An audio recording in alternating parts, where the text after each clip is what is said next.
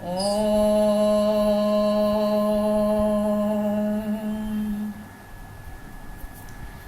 வாக்குண்டாம் நல்ல மனமுண்டாம் மாமலராள் நோக்குண்டாம் மேனி நுடங்காது பூக்கொண்டு துப்பார் திருமேனி தும்பிக்கையான் பாதம் தப்பாமல் சார்வார் தமக்கு. தனம் தரும் கல்வி தரும் ஒரு நாளும் தளர்வரியா மனம் தரும் தெய்வ வடிவும் தரும் நெஞ்சில் வஞ்சமிலா இனம் தரும் நல்லனவெல்லாம் தரும் அன்பர் என்பவர்க்கே கனம் தரும் பூங்குழலால் அபிராமி கடைக்கண்களே. குருவாய் வருவாய் அருள்வாய் குகனே. பக்தஹார்ததமோ பேத பானுமத் பானு சந்ததிஹி சிவதூதி சிவாராத்யா சிவமூர்த்தி சிவங்கரி. சிவாராத்யா வரைக்கும் நம்ம பார்த்தோம். இப்போ சிவமூர்த்தி 407. சிவம் அப்படின்னாலே மங்களம் சௌபாக்கியம் அப்படின்னு அர்த்தம். அப்போ சிவமூர்த்திங்கிறது சிவஸ்வரூபமாக இருப்பவள், மங்கள ரூபமாக இருப்பவள். மங்கள ரூபிணி மதியணி சூழினிலாம் பாடுறோம் இல்லையா, அந்த மங்கள ரூபிணியாக இருப்பவள். அடுத்த நாமம் 408 சிவங்கரி, சௌபாக்கியம் அருள்பவள். கரி அப்படின்னா செய்பவள்னு அர்த்தம். சிவம்னா மங்களம், கரி செய்பவள் வழங்குபவள், மங்களங்கள் சௌபாக்கியங்கள் அருள்பவள். அடுத்த ஸ்லோகம் 89. சிவப்பிரியா சிவப்பரா சிஷ்டேஷ்டா சிஷ்ட பூஜிதா அப்ரமேயா ஸ்வப்ரகாஷா மனோவாச்சா மகோச்சரா. சிவப்பிரியா, சிவம் சிவங்கிறது சிவனை குறிக்கின்ற சொல். பிரியா சிவனுக்கு பிரியமானவள், பிரியா பிரியமானவள் அல்லது சிவனை நேசிப்பவள். அதாவது 2 பேருமே ஒருத்தருக்கு ஒருத்தர் பிரியமாக இருப்பாங்க. அவங்களுக்குள்ள பரஸ்பர அன்பு எப்பயும் இருக்கும். இன்னொன்று மங்கள பொருட்களுக்கு மேல் பிரியம் உள்ளவள். சிவம்னாலே மங்களம்னு பார்த்தோம் இல்லையா, அந்த மங்கள பொருட்களில் பிரியம் உள்ளவள். மஞ்சள் குங்குமம் பூ தாம்பூலம் இந்த மாதிரி மங்கள பொருள்கள் மீது தேவி பிரியமாய் இருப்பாள். அடுத்த நாமம் சிவபரா. சிவபரா சிவனிடம் ஒருமித்த பக்தி உடையவள். தன்னுடைய கணவனான சிவனிடம் மிகுந்த பக்தி, அதில் மனம் ஒருமைப்பாடுடன் வேறு எந்த இதுலேயும் நாட்டம் இல்லாதவளாக ஒரே பக்தியோடு இருப்பவள். சிவனை என்று வேறு நாட்டம் இல்லாதவள் அப்படிங்கிறது தான் இந்த நாமத்துக்கு பொருள். பதிவிரதாத்தன்மையால் தனக்கு மேலாக சிவனை கருதுபவள். சக்தி தான் எல்லாமா இருக்கான். ஏன்னா சாக்தத்தில் சக்தி தான் முதன்மையான தெய்வம். இருந்தாலும் தன்னுடைய பதியான சிவனை பக்தியோடு வணங்குபவள். இன்னொன்று பராங்கிறது மேலாகன்னு பார்த்தோம். அப்பரான்ட்டு நம்ம பிரித்தோமே ஆனால் அதுக்கு சிவனிடமிருந்து வேறானவள் அல்ல, சிவனும் சக்தியும் ஒன்று தான் அப்படிங்கிற அந்த கருத்தை உடைய நாமம் இது. அடுத்த நாமம் சிஷ்டேஷ்டா, சிஸ்டர்களுக்கு பிரியமானவள், சிஸ்டர்களிடம் விருப்பம் உள்ளவள். சிஷ்டக அப்படிங்கிறது சீலர்கள். சீலர்கள்னால் யார்? நல்ல ஒழுக்கம் நேர்மையை கடைப்பிடிக்கிறவங்க, அவங்கள சீலர்கள்னு சொல்லுவோம் இல்லையா, அந்த சீலர்களிடம் விருப்பம் உள்ளவள். இவங்க வேதத்தில் சொல்லிய கருத்துக்கள் அல்லது அதில் கூறிய அறிவுரைகள் படி, அதில் கூறிய தர்மத்தின்படி வாழ்பவர்கள், சனாத்தன தர்மத்தை கடைப்பிடிப்பவர்கள், தர்ம நெறியை கடைப்பிடிப்பவர்கள் தான் சீலர்கள். அவங்க தங்களுடைய கடமைகளை சரிவர செய்வாங்க. அப்போ கடமையை சரிவர செய்யும்போது அவங்களுக்கு என்ன ஆகும்? மனசு தூய்மை கிடைக்கும். அந்த பக்குவம் வந்த பிறகு ஒரு குருவை நாடி ஞானத்தை பெறுவார்கள். அதுக்கப்புறம் முக்தியை பெறுவார்கள். சீலர்கள்னாலே பண்பாளர்கள், ஒழுக்கமுடையவர்கள். பண்பாளர்களிடம் சீலர்களிடம் தேவி பிரியமாக இருப்பாள். அடுத்த நாமம் 412 சிஷ்ட பூஜிதா. இந்த சிஸ்டர்களால் வணங்கப்படுபவள். முதல்ல நம்ம பார்த்தது சிஸ்டர்களை அவள் விரும்புவாள். இதில் சிஸ்டர்கள் அவளை வணங்குவார்கள். சீலர்கள் நல்ல ஒழுக்கமுடையவர்கள், பண்பாளர்கள் தேவியை வணங்குவார்கள். இதுக்கு முன்னால் வேத வேத்யான்னு ஒரு நாமம் பார்த்தோம். அது வேதத்தின் மூலம் அறிந்து கொள்ளப்படுவாள் தேவி அப்படிங்கிற அந்த பொருளில் பார்த்தோம். அப்போ வேதமே தேவியாக இருக்கும் பொழுது வேதத்தை கடைப்பிடிப்பவர்களை தேவி விரும்புகின்றாள், அவர்களால் ஆராதிக்கப்படுகின்றாள். அடுத்தது 413 அப்ரமேயா, அளவிட முடியாதவள். அப்ரமேயாங்கிறது வந்து விஷ்ணுவுக்கு கூட ஒரு நாமம் இருக்குது, மேகன்னு வரும், அப்ரமேக. விஷ்ணு சஹஸ்ரநாமத்தில் விஷ்ணுவுக்கும் இந்த நாமம் இருக்குது. அளவிட முடியாதவள், எல்லையற்றவள், நம்ம புலன்களால் உணர முடியாதவள், முடிவில்லாதவள், கணக்கில்லாதவள், இப்படி சொல்லிக்கிட்டே போகலாம். எல்லையற்றவளாக தேவி இருக்கின்றாள். எந்த இதுக்கு எல்லை இல்லை? அவளுடைய வடிவத்துக்கு எல்லை கிடையாது. இப்படித்தான் இருக்கணும் அப்படித்தாங்கிற வரையறை கிடையாது. என்ன நம்ம வந்து காளியாக வணங்குகிறோம், மகேஸ்வரியாக வணங்குகிறோம், புவனேஸ்வரியாக வணங்குகிறோம், ராஜராஜேஸ்வரியாக வணங்குகிறோம். இந்த மாதிரி பல வடிவங்கள்.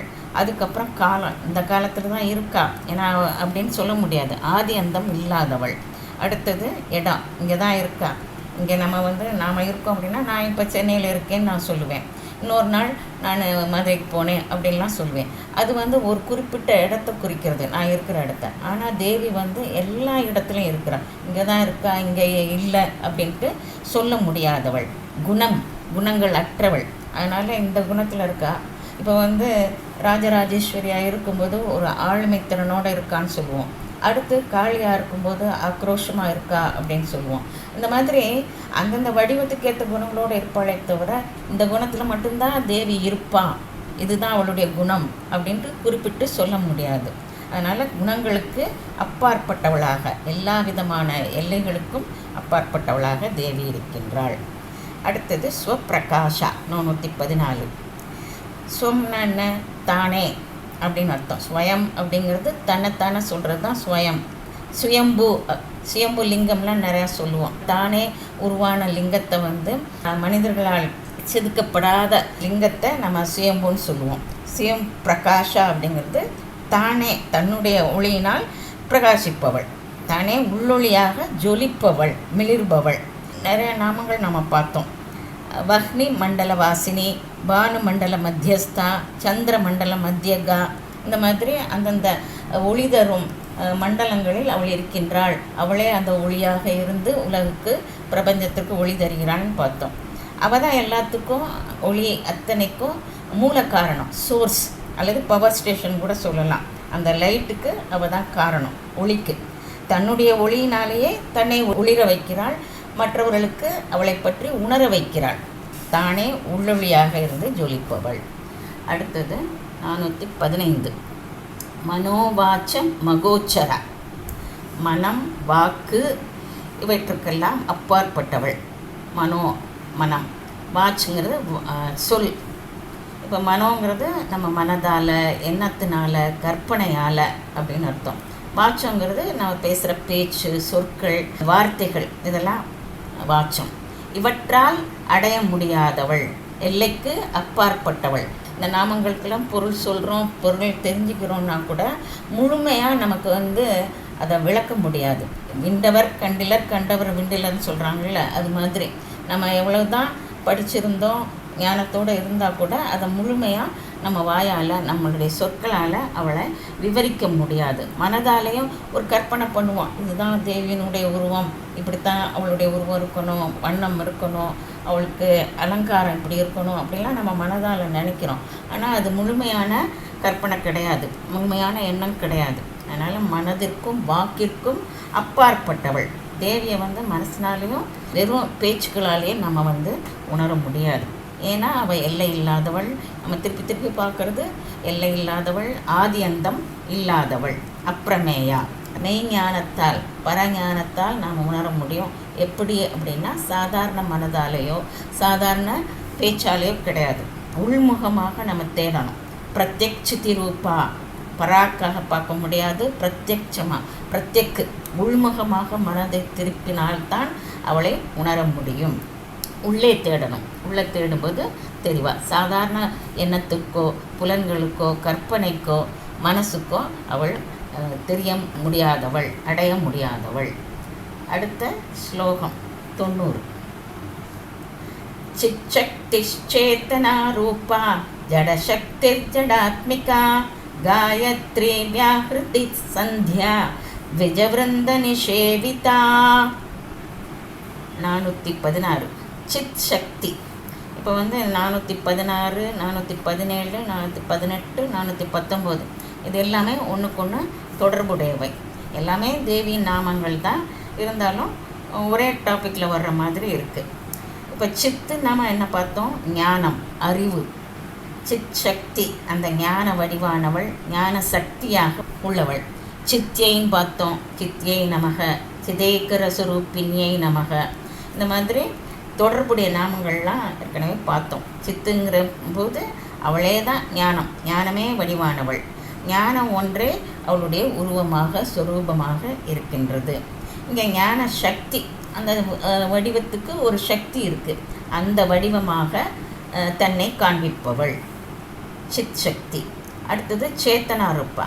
சித்து சேத்தனா எல்லாமே ஒன்று தான். அந்த மெய் ஞானம், சைத்தன்ய ரூபிணி, தூய அறிவு, தூய உணர்வுன்னு சொல்கிறோம்ல, பியோர் கான்ஷியஸ்னஸ். அந்த தன்னுணர்வாக, தன்னறிவாக, தூய உணர்வாக, உள்ளறிவாக இருப்பவள். உள்முகமாக நம்ம பார்த்தோம், உள்முகமாக தான் அவளை தேடணும் அப்படின்னு பார்த்தோம். அந்தர்முக சமாராத்யா, இது இந்த நாம பின்னால் வரும். அப்போ உள்முகமாக நம்ம தேடணுமே ஆனால் அவள் நமக்கு தன்னை தெரியப்படுத்துவாள். அப்போ உள்ளறிவாக நமக்குள்ளேயே இருந்து கொண்டு பரம்பொருளை அறியும் சக்தியாக இங்கே இருக்கிறாள். முதல்ல சக்தின்னு பார்த்தோம், இங்கே அந்த என்னுடைய வடிவமாக, அந்த சக்திக்கே ஒரு உருவம் கொடுத்தா எப்படி இருக்கும், அந்த மாதிரி ஒரு உருவமாக, ஞானத்தின் உருவமாக, சைத்தன்யத்தின் உருவமாக, பேரறிவின் உருவமாக தேவி இருக்கின்றாள். அடுத்தது ஜடசக்தி. இந்த உலகம் ரெண்டு விதமாக இருக்குது, இருமையில் தானே இருக்குது. நல்லது கெட்டது, இரவு பகல், நன்மை தீமை, இகழ்ச்சி புகழ்ச்சின்னு எல்லாமே ரெண்டாக இருக்குது. உயிர் உள்ளது, உயிரற்றது, நடப்பது, அசைவற்றதுன்ட்டு எல்லாமே பார்க்குறோம்.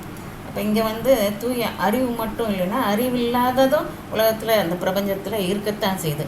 அப்போ அதை எந்த கணக்கில் சேர்க்கறது அப்படின்னு பார்க்கும்போது அந்த ஜடசக்தியாகவும் தேவி தான் இருக்கிறாள்.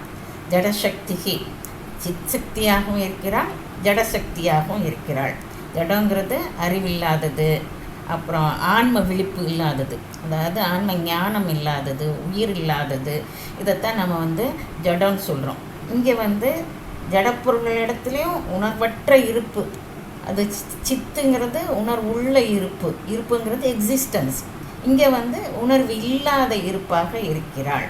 இந்த பிரபஞ்சம் முழுசுமே அவள் தான் நிறைஞ்சிருக்கிறான். நாம் தான் இருமைகளில் ஒன்று பாசிட்டிவ் ஒன்று நெகட்டிவ்ன்ட்டு நம்மளாக தீர்மானிச்சுக்கிறோம். இல்லை, ரெண்டுமே தேவியின் தன்மை தான் அப்படிங்கிறத புரிஞ்சுக்கலாம். பாரதியார் பாடுறாரு இல்லையா, இத்தனை கோடி இன்பம் வைத்தாய் இறைவா அப்படின்னு பாடிட்டு, சித்தினை அச்சித்துடன் இணைத்தாய், அங்கு சேரும் ஐம்பூதத்தின் வியனுலகு அமைத்தாங்கி அப்படின்னு பாடுறாரு. அப்போ அங்கே சித் அச்சித் ரெண்டையும், சித்தினை அச்சுத்துடன் இணைத்தாய்ன்னு பாடுறார்.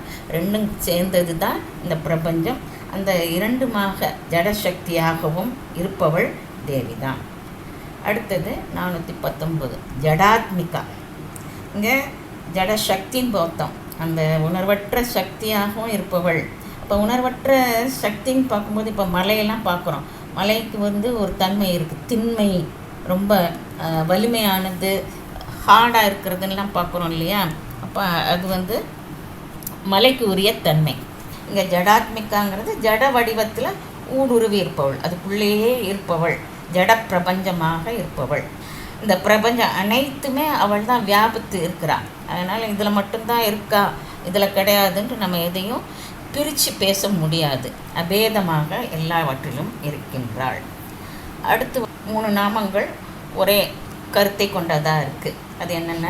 420, 421, 422. காயத்ரி, வியாகிருதிகி, சந்தியா. இப்போ காயத்ரிங்கிறது காயத்ரி வடிவமாக தேவி இருக்கின்றாள். காயத்ரியை வேதத்தின் மாதான்னு சொல்லுவாங்க. கிருஷ்ணர் கூட கீதையில் காயத்ரி சந்தசாம் அகம், நான் சந்தங்களில் காயத்ரியாக இருக்கிறேன்னு சொல்கிறாரு. சந்தோன்னு பார்த்தோம்னா ஒரு செய்யுள் இருந்துச்சுன்னா அதுக்கு இலக்கணத்தில் சில விதிமுறைகள் இருக்கும். இத்தனை வரிகள் இருக்கணும், அந்த வரிகளில் எத்தனை எழுத்துக்கள் இருக்கணும், எத்தனை மாத்திரைகள் இருக்கணும், இப்படி ஒவ்வொன்றுக்கும் ஒரு இலக்கணத்தில் வரைமுறைகள் எண்ணிக்கை இருக்குது. அது மாதிரி சந்தம் சொல்லும்போது அதில் சில வரைமுறைகள் முறைகள் இருக்கும்போது அந்த விதிப்படி பாடப்படுறது தான் சந்தங்கள். அந்த சந்தங்களில் நான் காயத்ரியாக இருக்கிறேன். இப்போ காயத்ரிங்கிறது ஒரு சந்தம், இத்தனை எழுத்துக்கள் இருக்கணும். இப்போ காயத்ரி சந்தத்தில் வந்து 24 எழுத்துக்கள் இருக்கும். அந்த சந்தம் மட்டும் இல்லை, அது ஒரு மந்திரமாகவும் கருதப்படுது. காயத்ரி சந்தசா மாத்தகன்னா எல்லா சந்தங்கள்லேயும் அதுதான் முதன்மையான சந்தமாக கருதப்படுகிறது, தாய் மாதிரி அப்படின்ட்டு பெரியவங்க சொல்லுவாங்க. அந்த மந்திரம் என்ன அப்படின்னா நிறையா பேருக்கு தெரிஞ்சிருக்கும். ஓம் பூர் புவஸ்வக தத் சவித்துர் வரேண்யம் பர்கோ தேவஸ்ய தீமகி தியோ யோன பிரச்சோதயாத்.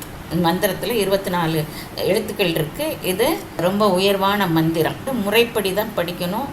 முறைப்படி நம்ம பாராயணம் செஞ்சோமே ஆனால் இதுக்கு வந்து ரொம்ப நல்ல பலன்கள் உண்டு. அதாவது காயத்தம் திராயத்தேன்னு சொல்லுவாங்க.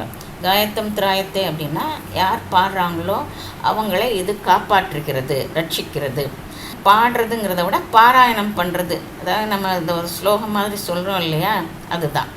அந்த மாதிரி சொல்கிறவங்கள அது காப்பாற்றுது. ஒரு வாக்கியம் காயத்தம் பித்ராயத்தை, இது ஒரு மந்திரமாக கருதப்படுது. முக்கியமாக சந்தியோபாசனையில் இதை ஜபிக்கிறது வழக்கம். சந்தியோபாசனை அப்படின்னா என்னென்னா, அந்த பின்னால் சந்தியான்னு வருது. அந்த சந்தியா காலத்தில் குருவிட்ட உபதேசம் பெற்று அதுக்கப்புறம் சொல்கிறது. குருவிட்ட உபதேசம் பெற்ற பிறகு கட்டாயம் சந்தியாவளையில் அதை ஜபிக்கணும். அதுதான் மரபு. அந்த மாதிரி சந்தியா காலத்தில் உபதேசிக்க வேண்டிய முக்கியமான மந்திரமாக இது கருதப்படுது. தேவி பாகவதத்துலேயும் இதை பற்றி விரிவாக விளக்கம் வருது. காயத்ரி ஜபம் இருக்குது, அதற்கு உண்டான சக்தி என்ன, அதற்கான முத்திரைகள் என்ன, முத்திரைகள் எந்த மாதிரி முத்திரையை வச்சு அதை சொல்லணும், அதில் உள்ள தத்துவங்கள் என்ன, அப்புறம் காயத்ரி கவச்சம்னு ஒன்று இருக்குது, காயத்ரி ஹிருதயங்கிற ஸ்தோத்திரமும் இருக்குது. இதெல்லாம் தேவி பாகவதத்தில் வருது. காயத்ரி சகஸ்ரநாமமும் இருக்குது. இந்த சகஸ்திர நாமத்தை வந்து நாரதர் வந்து விஷ்ணுவிட்ட கேட்டு அதை பெற்றுக்கொண்டார். ஏன்னா அந்த அளவுக்கு அது பெருமை பெயது. அதை உச்சரிக்கும் போது மிகுந்த நன்மையை தரும். அது வந்து இந்த உலகத்துக்கு கொடுக்கணும் அப்படிங்கிற அந்த நல்ல எண்ணத்தில் நாரதர் வந்து விஷ்ணுவிட்ட கேட்டு அதை வாங்கிட்டாராம். அந்த மாதிரிலாம் புராணங்கள் சொல்லுது.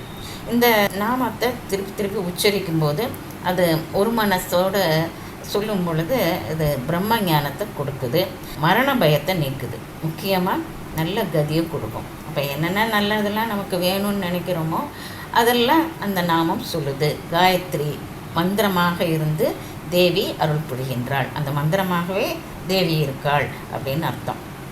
அடுத்தது வந்து வியாகிருதி 421. வியாகிருத்திங்கிறது என்ன, அதுக்கு லிட்ரல் மீனிங் என்னன்னா உச்சரிக்கிறதுன்னு அர்த்தம். இங்கே வந்து தெய்வீக உச்சரிப்பில் உள்ளுரைபவள்ங்கிறது இதுக்கு அர்த்தம். இப்போ உச்சரிப்புங்கிறது என்ன, நம்ம ஒரு சொல்லும் பொழுது நம்ம வாயிலிருந்து வர்ற வார்த்தைகள் அந்த ஒலியோடு சேர்ந்து வர்றது தான் உச்சரிப்பு. அந்த உச்சரிப்பாக இருப்பவள் நல்ல விஷயங்கள். இப்போ நம்ம காயத்ரி மந்திரத்தை உச்சரிக்கிறோம் அப்படின்னா அதுதான் வியாகிருதி. நம்ம வாயிலிருந்து எப்படி மந்திரம் வெளிப்படுதோ அந்த உச்சரிப்பாக இருப்பவள், அந்த உச்சரிப்பே அவள் தான். அந்த மந்திரத்துக்கே பேர் வியாகிருதிங்கிற பேரும் இருக்குது. 14 லோகங்கள்லேயும் காயத்ரி மந்திரம் மிகவும் நன்மையை தருகிறது. நம்ம எந்த பிரார்த்தனை செஞ்சாலும் நம்ம என்ன செய்வோம்னா கடைசியில் இந்த உலகம் முழுசு நல்லா இருக்கணுங்கிற அந்த பிரார்த்தனையோடு தான் முடிப்போம். எல்லோரும் இன்புற்றிருக்க நினைப்பதுவே அல்லாமல் வேறொன்றும் அறியேன் பராபரமே, சர்வே ஜனா சுகினோ பவந்து. அந்த மாதிரி எல்லா உலகங்களில் இருக்கிற அனைத்து ஜீவராசிகளும் நல்லா இருக்கணுங்கிற அந்த எண்ணத்தோடு நம்ம பிரார்த்தனை செய்கிறோம். அதே பிரார்த்தனையை இந்த காயத்ரி மந்திரம் தருது. ஓம் பூர் புவக ஸ்வக. ஓம்ங்கிறது பிரணவாட்சரம். அதுக்கடுத்து வர்ற அந்த பூஹு புவக ஸ்வக அப்படிங்கிறது வியாகிருதி மந்திரமாக, வியாகிருதி உச்சரிப்பாக கருதப்படுது. அந்த மந்திரங்களை நம்ம உச்சரிக்க ஒரு நல்ல வைப்ரேஷன் சொல்லுவாங்கள்ல, பாசிட்டிவ் வைப்ரேஷன், அந்த மாதிரி நமக்குள்ளேயும் ஏற்படும், நம்ம உடம்புக்குள்ளே ஏற்படும், நம்ம மனதுக்கு ஏற்படும். அது தவிர உலகம் முழுசுக்குமே நன்மையை தருகின்ற உச்சரிப்பாக இருக்கின்றாள், வியாகிருதி என்ற மந்திரமாக இருக்கின்றாள். அடுத்தது சந்தியா. சந்தியாங்கிறது என்ன அப்படின்னா ஜீவ பிரம்ம ஐக்கிய நிலையில் இருப்பவள். சந்தி அப்படின்னா என்ன அர்த்தம், 2 இணைதல் அர்த்தம், இணைப்புன்னு அர்த்தம். சந்தித்தல்னு சொல்லுவோம், சந்திப்பு அப்படின்னு சொல்லுவோம் இல்லையா. 4 சாலைகள் கூடுற இடத்தையும் சந்திப்புன்னு சொல்லுவோம். சந்திங்கிறது இணைதல்னு அர்த்தம். பொருந்துதல், சேர்ந்திருக்கிறதுன்னு அர்த்தம். முக்கியமாக சந்தியா காலம் அப்படிங்கிறது நேரத்தை குறிப்பிடுறது. 2 நேரம் சேர்றது. முதல்ல முக்கியமான 2 நேரங்கள் என்னன்னு பார்த்தோம்னா, சூரியன் உதிக்கின்ற நேரம், அதாவது இரவு போய் காலை விடிகிற நேரம். அந்த காலை விடிகிற நேரமும் சூரியன் உதிக்கிற நேரமும் சேர்ற அந்த நேரத்தை தான் சந்தியா நேரம் அப்படின்னு சொல்கிறது. அதே மாதிரி சூரியன் மறைகின்ற நேரம், அதாவது பகல் பொழுது போய் இரவு வருகின்ற நேரம், அந்த நேரத்தையும் சந்தியா நேரம்னு சொல்லுவோம். அந்த சந்தியா நேரத்தில் தான் இந்த காயத்ரி மந்திரத்தை ஜெபிக்கிறது ரொம்ப விசேஷம். அந்த நேரமாகவே தேவி இருக்கின்றாள். பெரிய சந்தியா காலம் அப்படின்னு சொல்லுவாங்க. அது என்ன நேரம் அப்படின்னு பார்த்தோம்னா, பிரபஞ்சம் பிரளயத்தால் ஒரு முடிவுக்கு வருது இல்லையா, அந்த முடிவு வந்த பிறகு பிரபஞ்சமே இல்லாமல் போயிடுது. அதுக்கப்புறம் ஒரு தோற்றம் வருது. அந்த இடையில இருக்கிற ஒரு நேரம் திரோதானம் சொல்கிறது, மறைக்கப்படுது. இந்த பிரபஞ்சம் மறையுது. பிரளயம் வரும்போது பிரபஞ்சம் மறையுது. அதுக்கப்புறம் தோற்றம் படைக்கும் பொழுது அது உண்டாகுது. அதுக்கு இடப்பட்ட காலம் அதுதான் திரோதானம் சொல்லுவாங்க. அதுதான் பெரிய சந்தியா காலம். அடுத்தது 423 த்விஜ விருந்த நிஷேவிதா, உயர்ந்தோரால் துதிக்கப்படுபவள், வணங்கப்படுபவள். இங்கே த்விஜ அப்படிங்கிறது இரு பிறப்பாளர்கள்னு அர்த்தம். இரு பிறப்பாளர்கள்ன்ட்டு நம்ம பார்த்தோம்னா முக்கியமாக இந்த பறவைகளை சொல்லலாம். பறவை முட்டை ஒன்று போடுது. முட்டை போடும்போது அதுக்கு ஒரு பிறப்பு வருது. அதுக்கப்புறம் அந்த முட்டையிலேருந்து குஞ்சா வெளிப்படுது. அப்போது ஒரு பிறப்பு அதுக்கு. அதனால் அதை இரு பிறப்பு உள்ளதுன்ட்டு பறவைகளை சொல்லுவோம். இங்கே த்விஜ அப்படிங்கிறது நாம் இந்த உலகத்தில் ஒரு தாய் வயிற்றில் இந்த ஸ்தூல உடம்போடு பிறக்கிறோம். அது ஒரு பிறப்பு. அடுத்து நம்ம ஆன்மீக தேடலில் நம்ம ஈடுபடுறோம். அதாவது இறைவனை உணர்ந்து கொள்ள வேண்டும், அறிந்து கொள்ள வேண்டும் அப்படிங்கிற அந்த உணர்வோடு, அந்த வேட்கையோடு ஒரு குருவை தேடி போகிறோம். அப்போ அந்த குருவை தேடி போய் ஒரு ஞானம் கிடைக்கிறது. அந்த நேரத்தில் தான் நம்ம இன்னொரு பிறப்பை எடுக்கிறோம். அதைத்தான் முக்கியமாக இரு பிறப்பாளர்கள் சொல்கிறாங்க. இந்த த்விஜ விருந்த நிஷேவிதா, விருந்தாங்கிறது கூட்டம், த்விஜாங்கிறது இரு பிறப்பை உடையவர்கள்.